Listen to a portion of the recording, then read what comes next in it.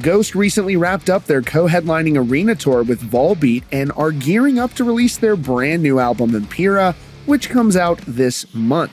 They spoke to Metal Injection about this record and some of the influences, and the band's frontman Tobias Forge said he is allergic to nu metal. This may explain why we haven't seen a tour with Slipknot and Ghost at this point. He told Metal Injection, quote, "A band that I don't think gets mentioned a lot that is definitely up my sleeve in terms of what I like would be Negative Plane.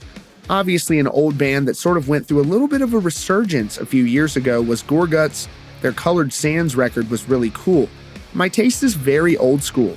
Ever since like 94 when nu metal started to really show its face, I've been allergic to anything that suggests nu metal, and unfortunately that has been like the everlasting genre from like 94 to today.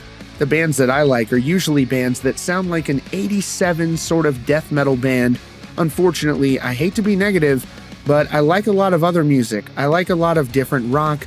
I'm more open when it comes to that." He then goes on to add that he feels that any type of extreme metal that was released after the year 1994, he considers it to be, quote, shit. He also released a new interview with Zane Lowe on Apple Music where he said his music taste in metal is conservative.